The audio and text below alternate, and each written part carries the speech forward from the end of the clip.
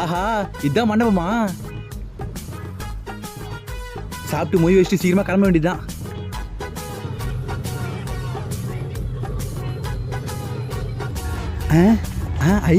Ice cream நம்மளும் வாங்கி சாப்பிட வேண்டியதுதான். நோ நானா ஒரே ஒரு துண்டு வைக்கிற பையன் விடுண்ணா. நோ பொண்ணு விடும். நான் கேட்டா வச்சுனே இருக்கிறான், இன்னும் கொஞ்சம் கேட்போம். நோ இங்க இருக்கிற எல்லாரும் விடும். யோ கத்தி எடுத்து வெட்டு போறேன் போயா வெறுப்பேத்தின்னு. கத்தி எடுத்து வெட்டுறியா? ஓடிட கருணே.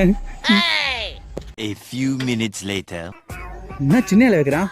நோ பெரிய இலை வைனா.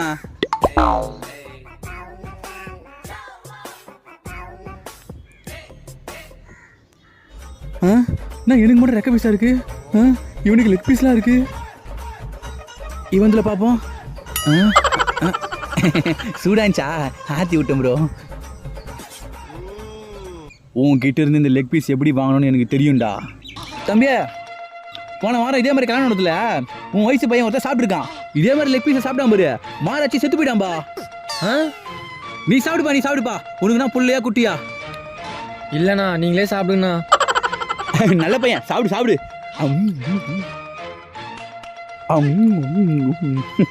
எப்படி பிளான் பண்ணி தூக்கணும் பத்தியா லெக் பீஸ. மொய் வச்சுட்டு கிளம்புவோம். தாத்தா லதா பாண்டியன் 10,000 ரூபாய் மொய் வெயி.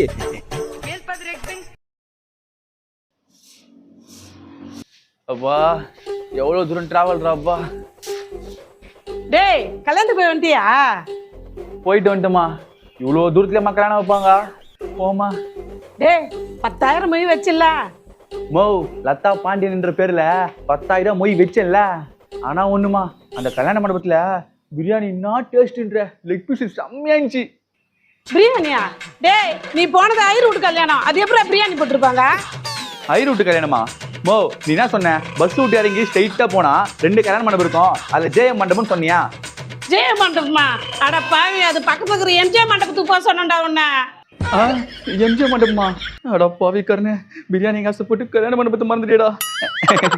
அந்த மண்டபமா இருந்தா என்னம்மா, கல்யாணத்துக்கு போயிட்டு வந்துட்டல. அட பாவி, பிரியாணிக்கு ஆசைப்பட்டு 10,000 ரூபாய் கோட்டை விட்டுட்டேடா உன்ன.